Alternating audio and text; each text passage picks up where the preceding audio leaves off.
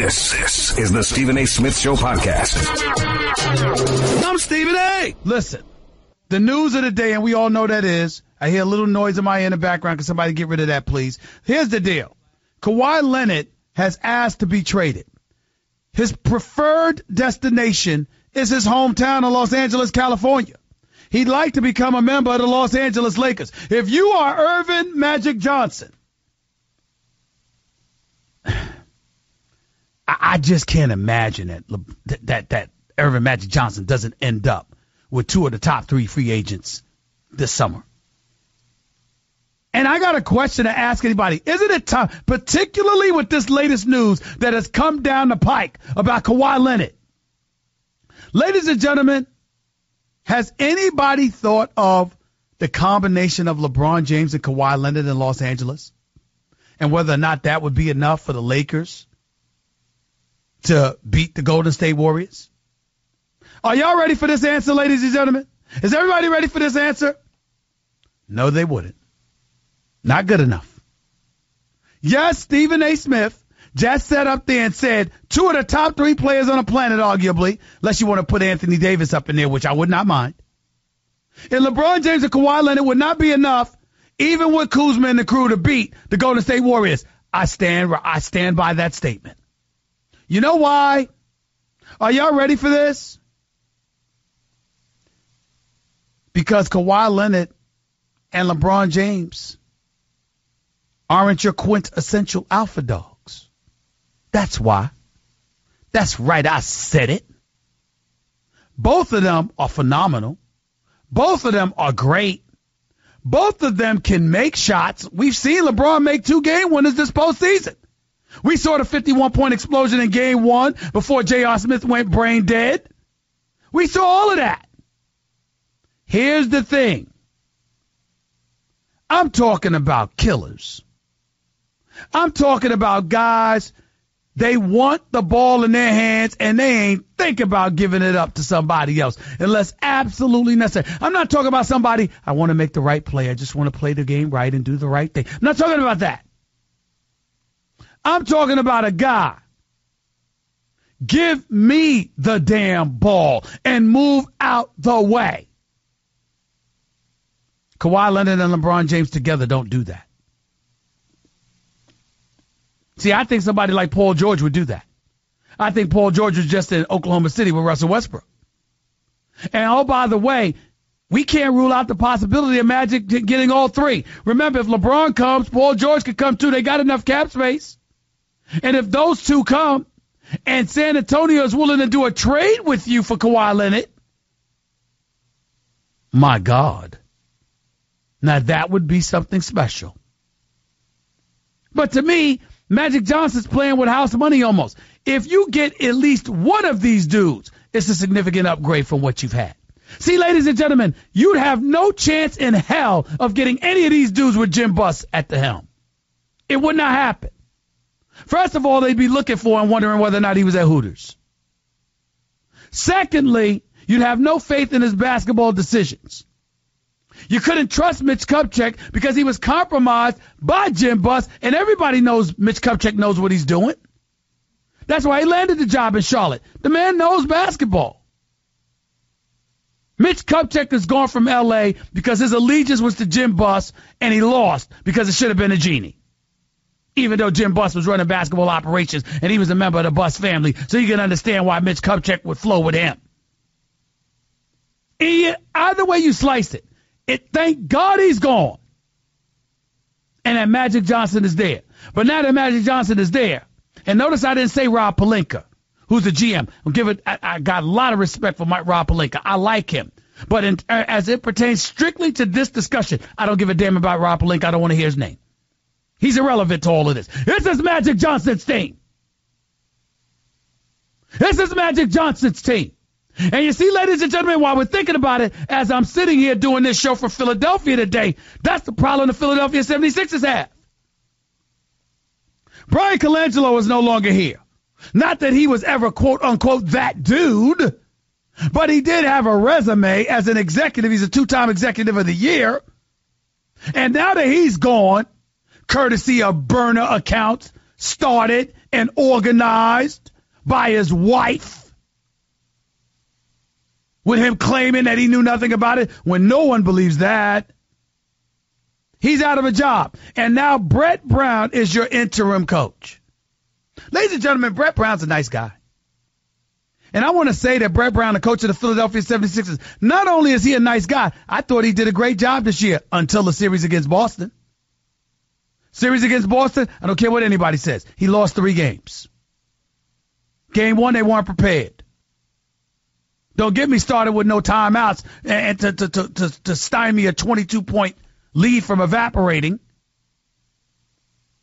Inbounds plays to J.J. Redick in Game 3, where instead of looking to shoot, he's trying to pass the ball. That's coaching.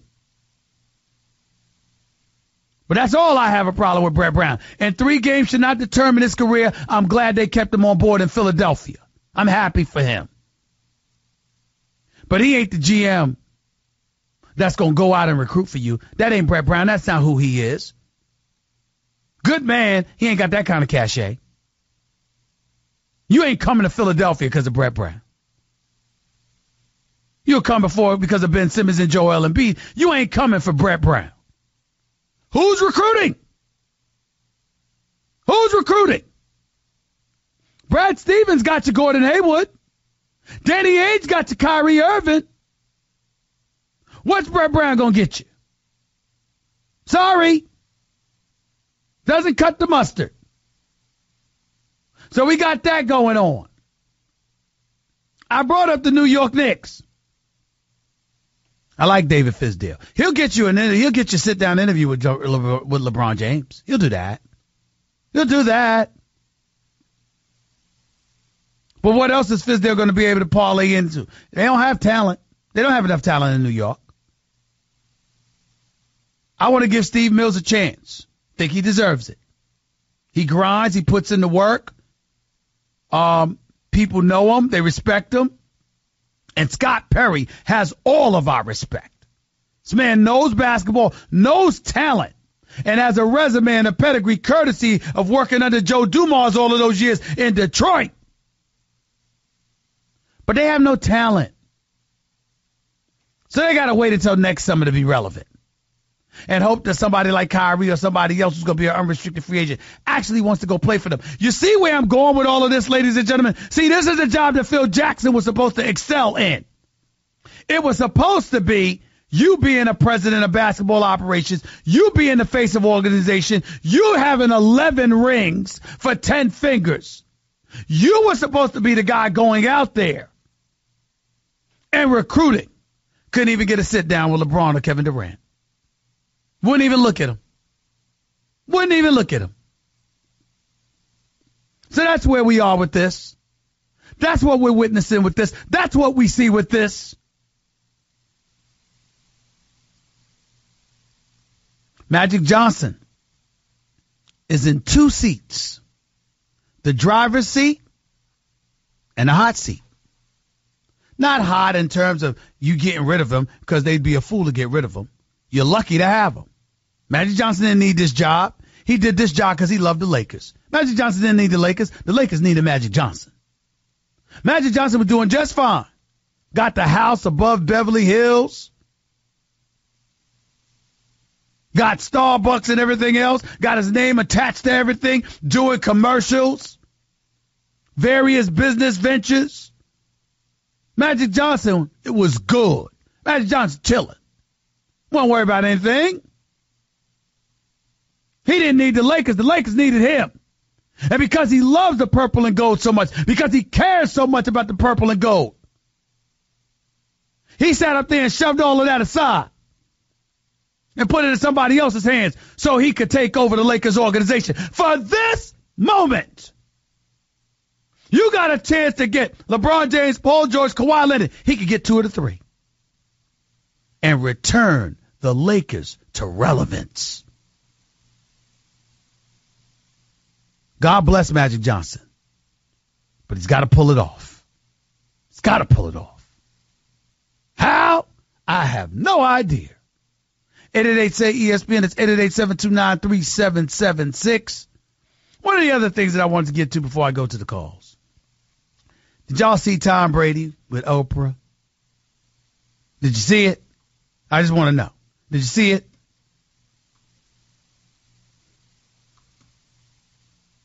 Tom Brady, speaking to Oprah,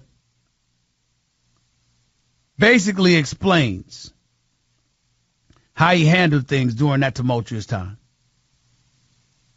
And a lot of people are commenting about it, applauding him to some degree for, the kind of things that he had to say.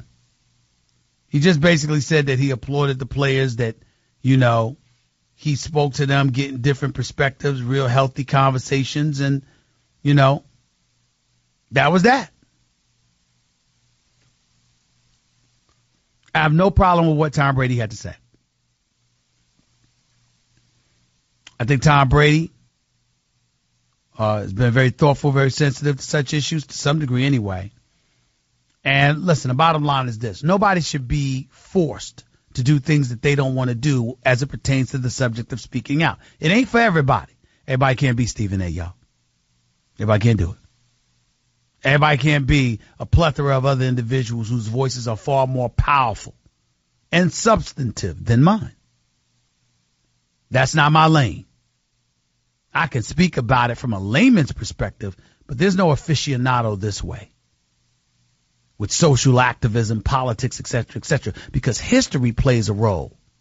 And no matter how much I know about history, it's nothing compared to the elder statesmen emanating from my community and beyond who know more about history than I do. But with that being said, I do think it's important to point out. And I want to point this out, and I hope white America is listening specifically. Do I need to remind y'all that the prism of history shows us that while blacks and other minority communities always had incredible fights that they had to deal with, civil rights and beyond, do y'all need to be reminded that there were some white folks that helped that cause, that stuck their necks out, that spoke up on behalf of the desolate and disenfranchised, those who had vile prejudices exacted against them? Did you know that one of the biggest reasons this country is a better place is because conscientious white observers, a la Chris Long of the Philadelphia Eagles, stepped up and joined the fight? And we all know Tom Brady's never going to do that. Now, I'm not going to get into the Make America Great hat and all of that other stuff. That's his prerogative. And who he supported and who he voted for is his business. And I don't think for 1 second that when Tom Brady wore that cap supporting Donald Trump, that he was in support of some of the things that Donald Trump said, some of the ways in which the president acted before he became president, or whatever. I'm quite sure that wasn't it wasn't about that. Tom Brady has run across Donald Trump. Tom Brady, no doubt, has been at one of Donald Trump's hotels. No doubt has participated, or played in a golf course at one of Donald Trump's properties. There's no doubt. And I'm not one of those people who believes that everybody who supports somebody is so incredibly knowledgeable of those individuals. We live in an age and in a society where one monolithic view can dictate who you support and who you turn against. You don't even have to know anything else about them. So I'm not here to judge Tom Brady in any kind of negative fashion. But I am saying this. I am a black man who is fully aware of the advantages of white participation in certain causes. And could you imagine with these protests if Tom Brady had taken a knee? Could you imagine if Tom Brady didn't take a knee, but stood up like Drew Brees has and spoke eloquently about things that ail our society and how we do need to address them? Could you imagine that? Could you think for a second of how profound that would be coming from the face of the National Football League?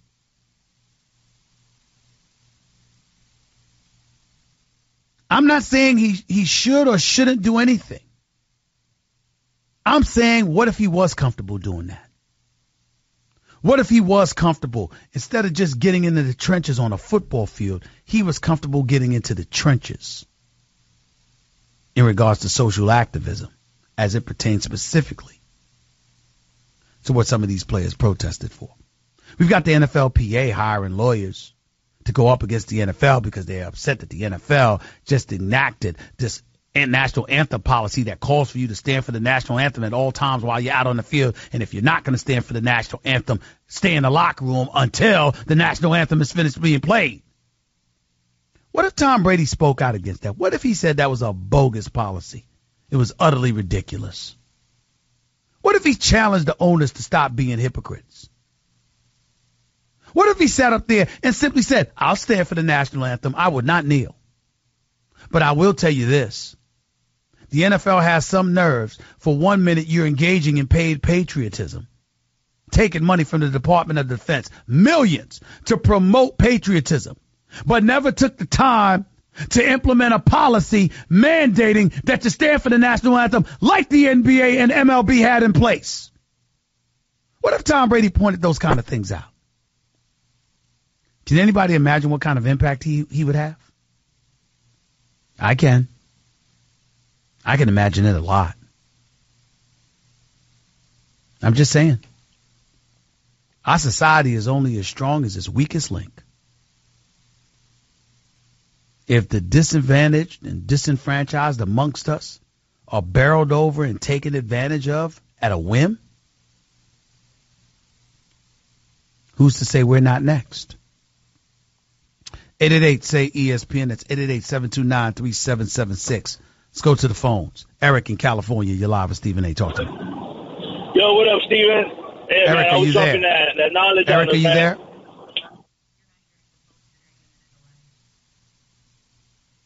Eric, go ahead, buddy.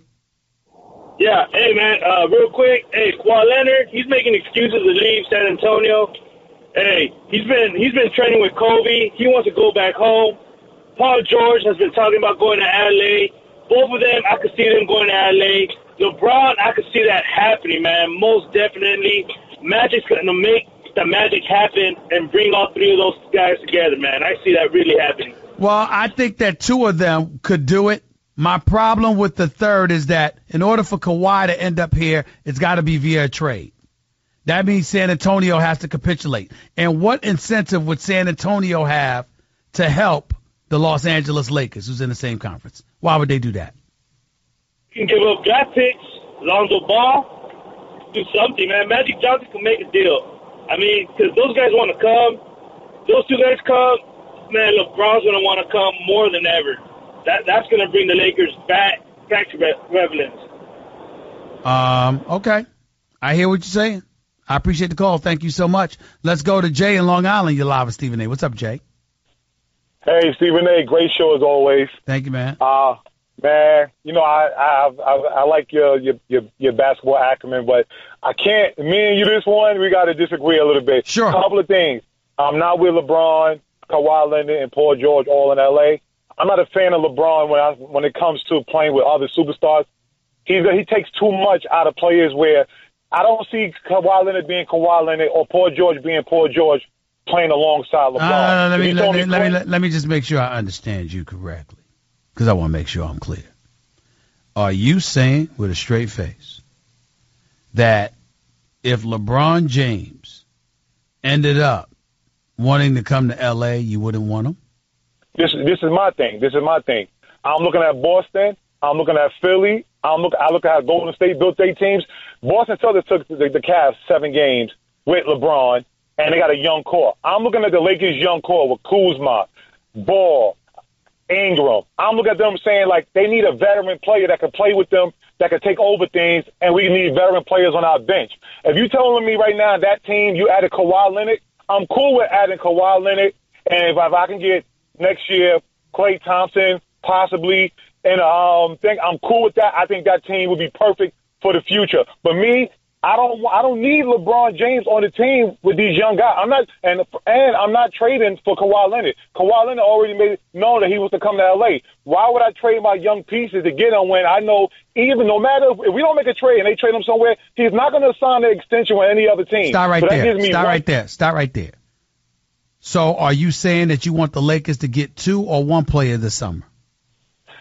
I don't mind if they take him 2. Listen. Don't talk. Listen. I'm asking you the question because if they get 2 players, okay, there's no room to bring Kawhi on next year via free agency. So in other words, you got room for 2 max players. You need if you want to get Kawhi next year and still have space, you need to make sure that you only spend money on 1, not 2. I'm not getting Paul George is definitely out the picture. I'm also not a fan of Luke Walton. I'll get him out of there and bring in Mark Jackson. Oh, good Lord. Goodbye. You're not listening. You're talking. You're not listening. I said something. You had no answer to that question. And by the way, Luke Walton doesn't affect the cap. Okay? You're listening to the Stephen A. Smith Show podcast. John in Alabama. You're live with Stephen A. What's up, John? How are you? I'm good. How are you? I just really want to understand what John, the are you NFL... there? Yeah, I'm here. Go ahead, buddy. Here? I couldn't hear you. Now I can hear you. Go ahead. All right. I just really want to understand what the NFL thinks they're solving with this solution. Nothing. I mean, it really makes no sense to me. All that you're doing here is pouring gas on a fire that you already started. And you're completely ignoring the whole issue that the protest wanted to shed light on.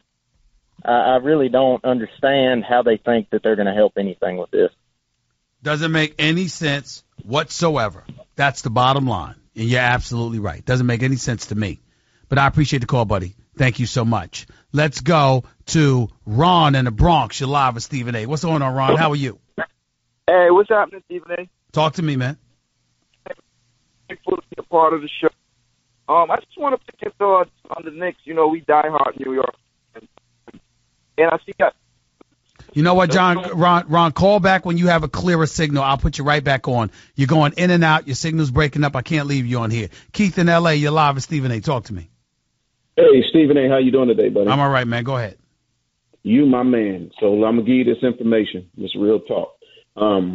We just broke the barbershop code. We gave our code to LeBron James that after the season we will be able to talk about this. When he comes to L.A., he gets his haircut. So he's definitely coming to L.A. because he was at the barbershop August 2017 here in L.A., solidifying what school his son was checking Stop right into. there. Stop right there. We ain't talking about his son. I understand. We know that his son is in L.A. We know that his son is in school. We ain't talking about his son. I'm not going to put kids in the spotlight like that. Let's stick to LeBron. Go ahead. Situation. And if people understand what he said after the finals, he said he's going to make this decision based on his family. You already confirmed this, Stephen A., that he's already renovating his house, and that's coming. So the other issues is that the Lakers have. If people go listen to that Magic Johnson on LeBron 2017, 2018 interview with Stephen Sharp on Undisputed last year, Magic tells you clear as day, we're going to lock him down, and Kawhi Leonard possibly, and Paul George. First of all, stop with the Kawhi Leonard stuff because San Antonio has to participate. Now, you could talk all the stuff you want about Kawhi Leonard, but San Antonio has to participate because they have his rights. Paul George is going to be a free agent. LeBron James is going to be a free agent. That's legit.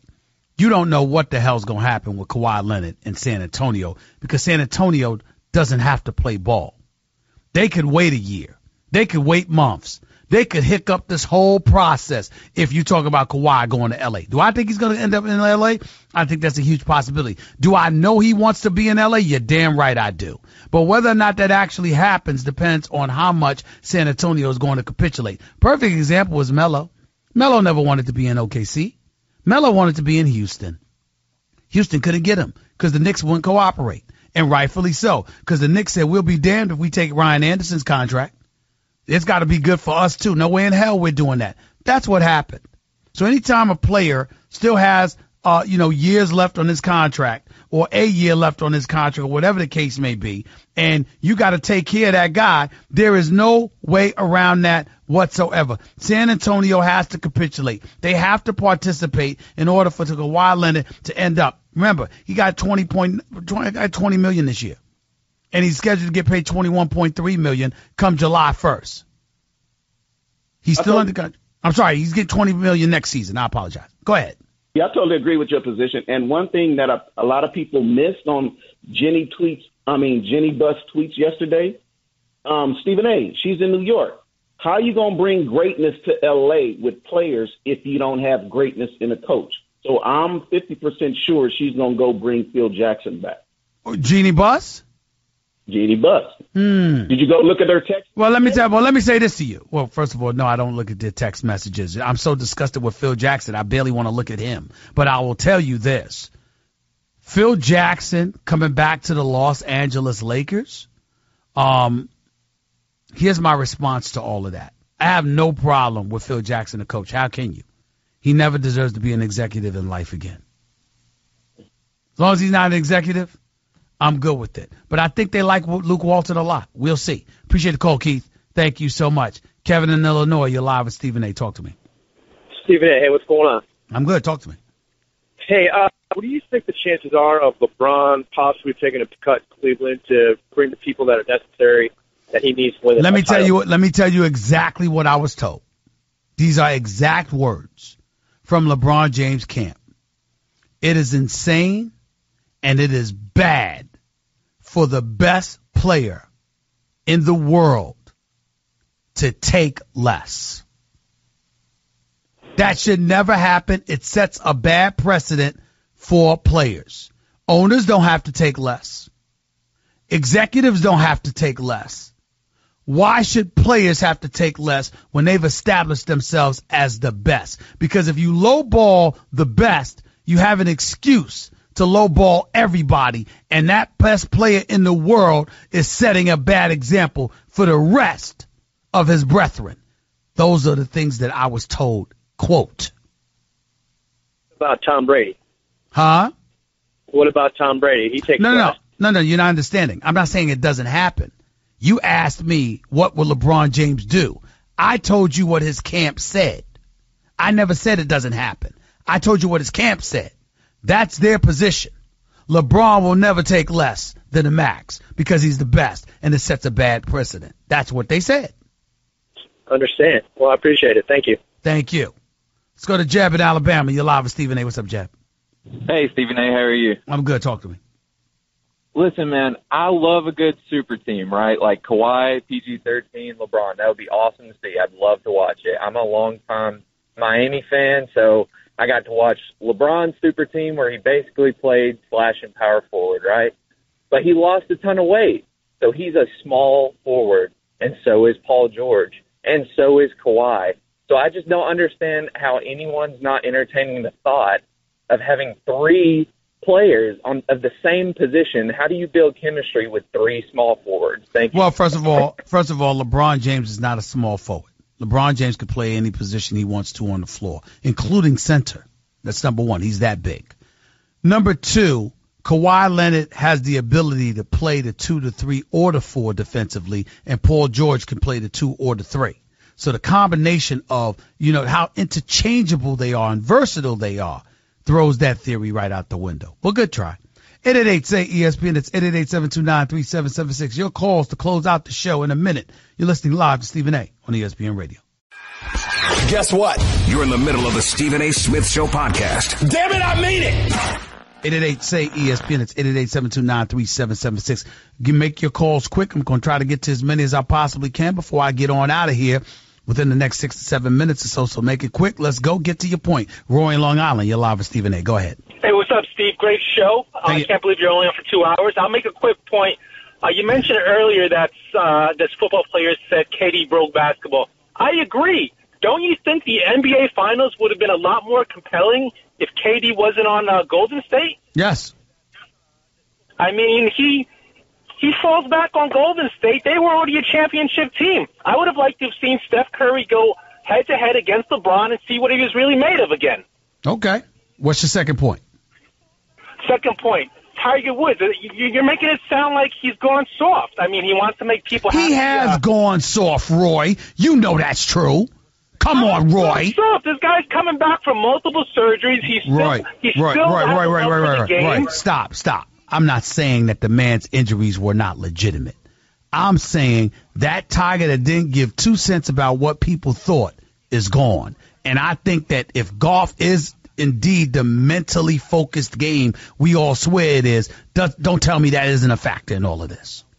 So he's just going through the motions now. No, I'm not saying that. What I'm saying is that he cares more about people liking him than he does about winning. That's what I get that from? Because he has his money, he has his sponsors.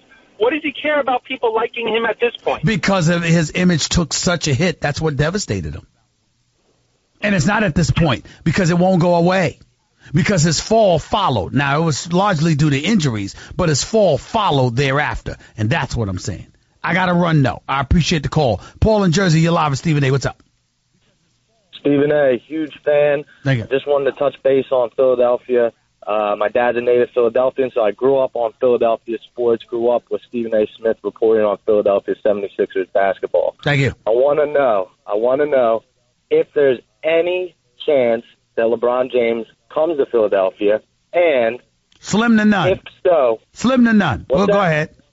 Slim to none. That's what I figured. Now, I want to ask you what it would take to bring him in, and in your opinion, if there's any chance at disrupting chemistry, and if that should be a concern with that young team. I don't think that there's anything that they can do that they don't already have in place. They're a young team led by 2 young lions in Joel Embiid and Ben Simmons. I just don't know what else you can do, personally speaking. And I do think he would compromise the development of Ben Simmons, though.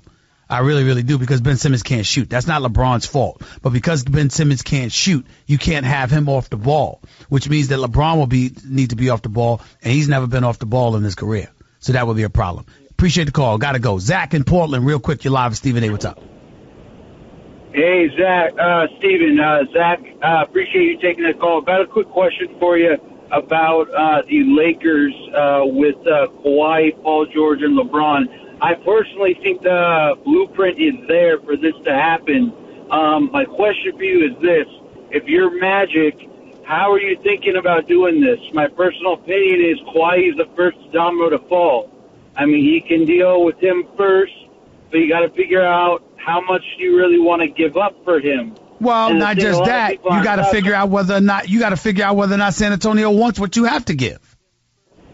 Well, another question is this. With this whole Kylie Kuzma thing, does that at all affect the tradability of Lonzo and Kyle Kuzma together? I'm not going to lie to you. I'm not letting go of Kyle Kuzma.